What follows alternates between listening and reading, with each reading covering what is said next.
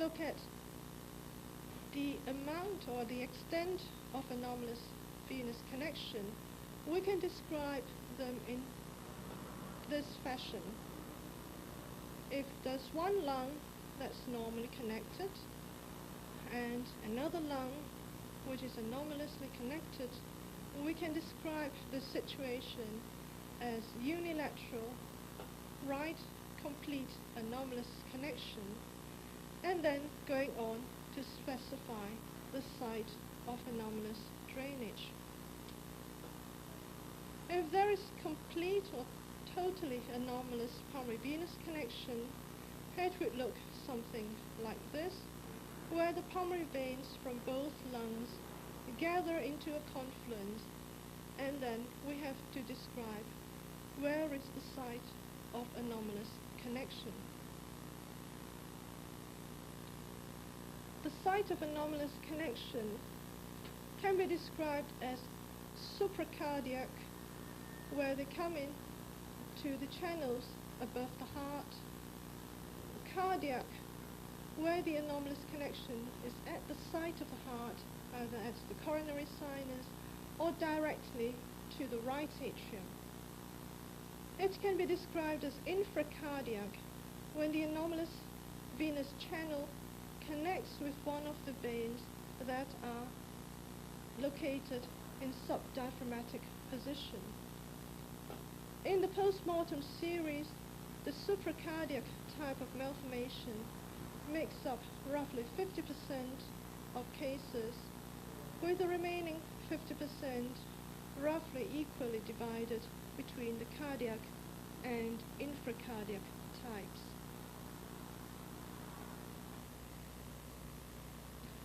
When we examine hearts with totally anomalous pulmonary venous connections, there is a strange phenomenon. When we lift up the heart from its apex, we can actually tip the heart all the way off like this, and we can see the anomalous pulmonary veins coming together into a confluence.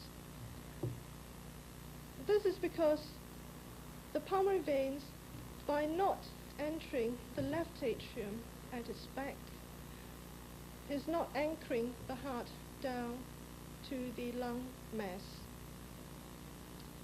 If we look at this specimen, we can see the right pulmonary veins here, and the left pulmonary veins here, and they all come in to a confluence which passes behind the right main stem bronchus here. So if I push my forceps up in that direction and we turn the specimen around, we can follow this vein from behind. Here we see the specimen from behind. We see the bifurcation of the trachea here. We see the left pulmonary veins collecting together into a common venous channel. Here's the pulmonary vein from the right lower lobe, and here we trace the vertical vein up into the right side of the trachea. There's another branch from the right pulmonary vein entering the side here, and we keep following this vein forwards, upwards and forwards. We can trace it entering the back of the right superior cable vein. I just turn the specimen round to its right side. We see here the right atrial chamber with a characteristic triangular shaped appendage. I am holding on to the superior cable vein, and we see this anomalous venous channel entering the back of the superior cable vein. You note also that there is a small indentation at this point, suggesting that it is stenotic at its insertion into the superior cable vein. If we Now look at another specimen. Now this time the venous channel comes to the left side of the specimen instead. We're looking at the specimen from the front. I tip up the heart again.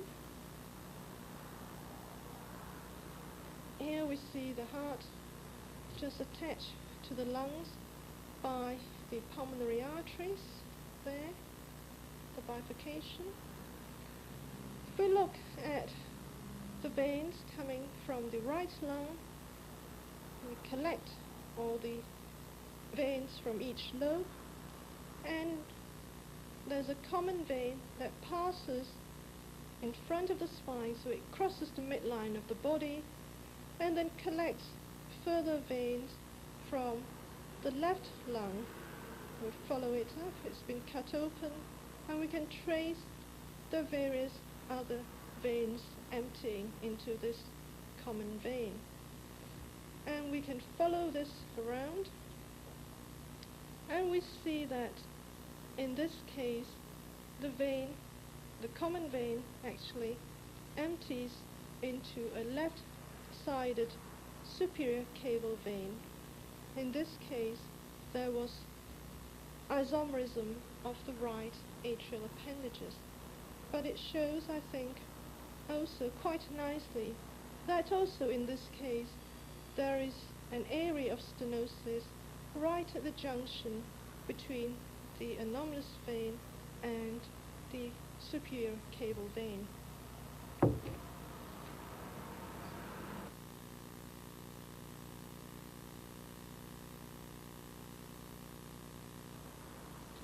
If we now turn to another specimen, we see a slightly different course of arrangement of the veins. We see the right and the left pulmonary veins coming across to a horizontal vein, and from the horizontal vein issues a vertical vein which passes upwards in front of the left bronchus and the left pulmonary artery. We can trace it upwards and find that the vein inserts into the brachiocephalic vein. If I lift it up like this, we can see this kind of arrangement with this vertical vein coming up here, inserting into a transverse, the brachiocephalic vein, which enters the superior cable vein on the right side. So another variation of the type of anomalous, totally anomalous supracardiac pulmonary venous connection. If we look at another specimen, for instance this one, we find that the course of the vertical vein is slightly different. Again, lifting up the heart away from the lung mass, tipping up the heart forwards, we see the right pulmonary veins, left pulmonary veins coming together to a confluence, and we see the vertical vein ascending, but this time it passes, you note, behind the pulmonary arteries. We see the pulmonary arteries, the bifurcation in an upside down arrangement because we have tipped the heart forwards, and we can follow this vertical vein passing between the left pulmonary artery and the left main stem bronchus on the other side. If we look at the heart or the specimen from above, we see the left main stem bronchus here, the left pulmonary artery here, and the vertical vein here caught in between the artery and the bronchus. And this situation is described as the bronchopulmonary vise, and it can give you, or it can be a cause of obstruction to the vertical vein.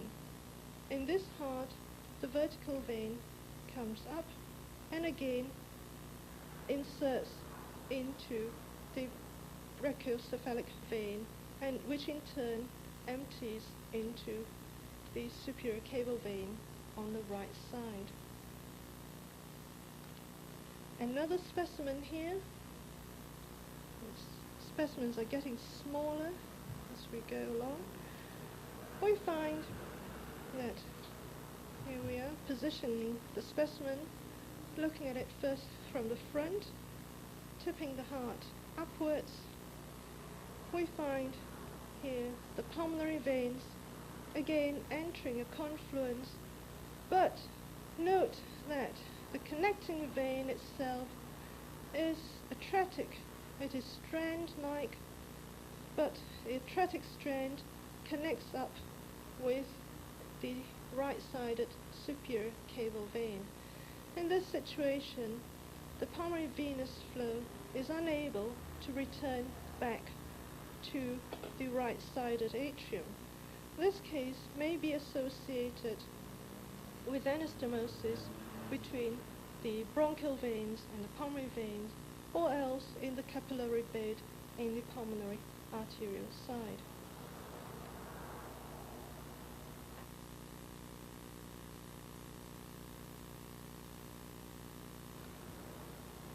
For this cardiac type of anomalous pulmonary venous connection, we have the example of anomalous veins opening into the coronary sinus, as in this heart. We turn the heart round to the back.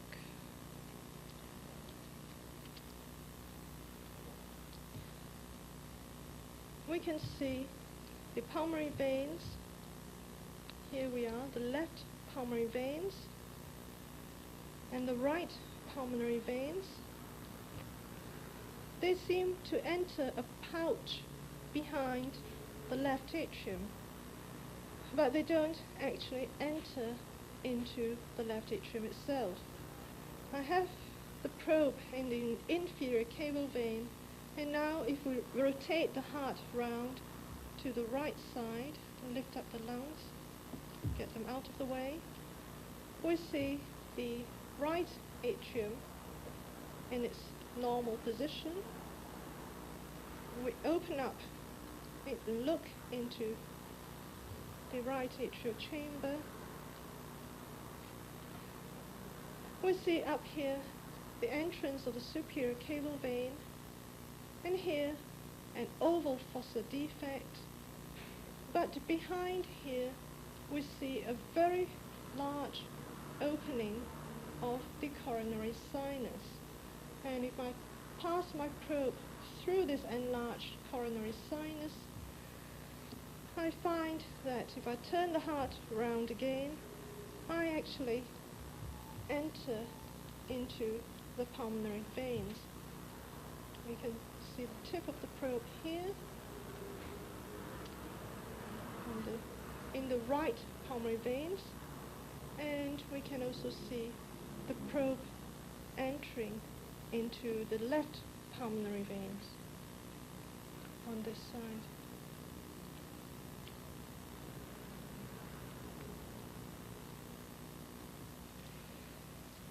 Now we have a specimen prepared by sectioning through the heart to show the precise position of this venous channel.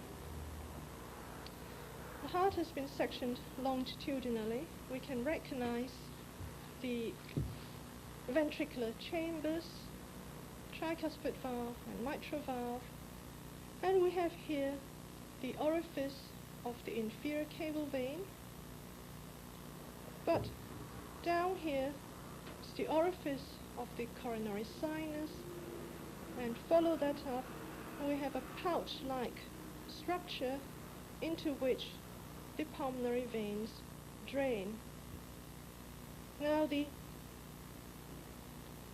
wall here separating the coronary sinus from the left atrium is a party wall, and to re-establish communication between the anomalous veins, anomalous connection of the veins, into the left atrium so that venous flow can pass into the mitral valve, it is necessary to incise into this party wall so as to get into the left-sided atrium behind there and then pass through the mitral valve here.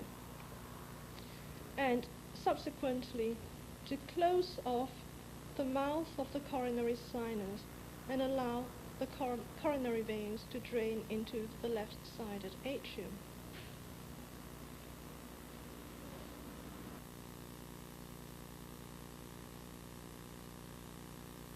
Now for the infradiaphragmatic type of pulmonary venous connection, we have a specimen here which unfortunately we cannot trace the distal connection of the descending vein, but it shows here the right pulmonary veins and the left pulmonary veins coming together and enter a common descending vein which passes through the diaphragm and enters either the inferior cable vein, which is quite common, or enter the portal vein, or less commonly the gastric veins.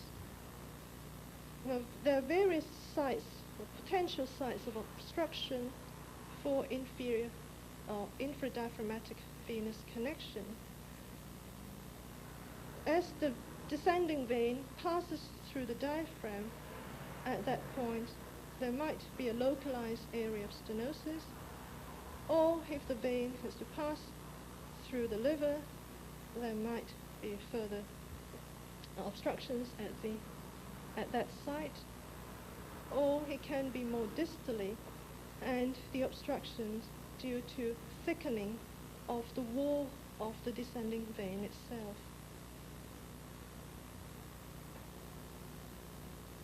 Now, as we have mentioned in the beginning, anomalous pulmonary venous connection can be total or can be partial. And this example shows just anomalous connection of one of the pulmonary veins, that is from the upper lobe of the right lung entering the superior cable vein here.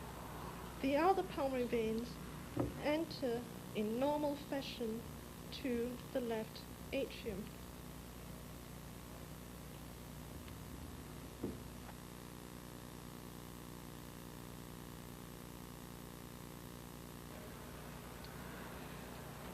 Finally, we consider the situation in which the pulmonary veins are connected normally to the left atrium, but its drainage is to another site. If we turn this heart round to the back, we see the pulmonary veins here, the right pulmonary veins and the left pulmonary veins here, and they are connected to the left atrium. I can pass my probe from the left atrium to the various pulmonary veins. If I lift up the left atrium, you will notice that the left atrial wall is very thick, and if we look down onto the floor of the left atrium, we find that there is absence of the left atrioventricular connection. There is no remnant of a mitral valve at all. So this heart was originally associated with absence of the left atrioventricular connection with a very, very restrictive defect in the atrial septum. So the only route of escape for the pulmonary veins in this heart was to pass through an anomalous channel called the levoatrial-cardinal vein, which I've got my probe in right now, and this channel connects or opens into the superior cable vein. I turn the heart around slightly. We can see the right atrium, superior cable vein here, and the probe in the levoatrial-cardinal vein. So this vein exists usually in the situation where there is restriction of outflow from the left atrium.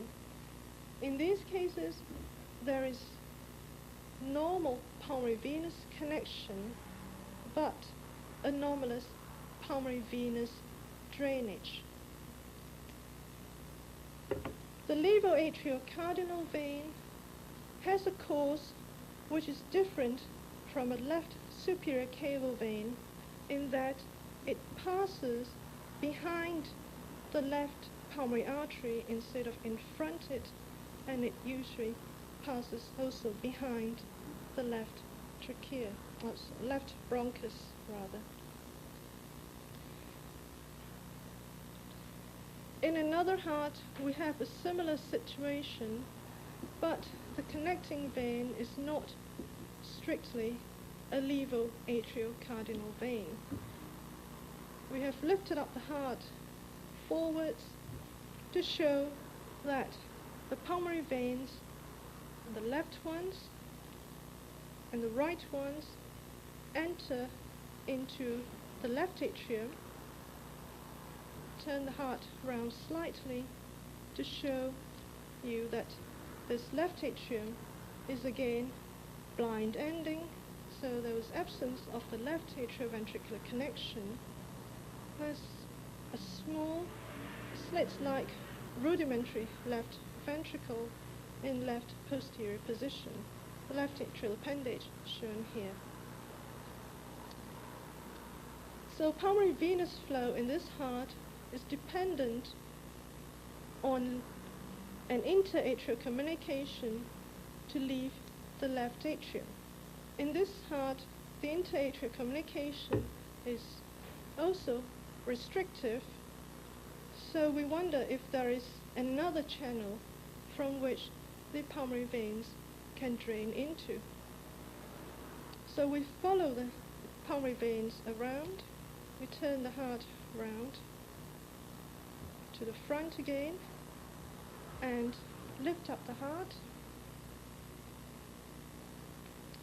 We note that in the right hilum we can see the pulmonary veins, and I have shown that they empty into the left atrium, but we can see an anomalous vein coming upwards and collecting smaller pulmonary veins as it ascends in the right hilum and passing forwards to connect into the right-sided superior cable vein. There was an area of obstruction in this connecting vein in this region. Strictly speaking, this anomalous vein is not a levoatrial-cardinal vein, since it does not connect directly the left atrium to a systemic vein, to the superior cable vein. We can describe this anomalous vein as a pulmonary to systemic collateral vein, drawing an analogy to systemic to pulmonary collateral artery in cases with tetralogy and pulmonary atresia.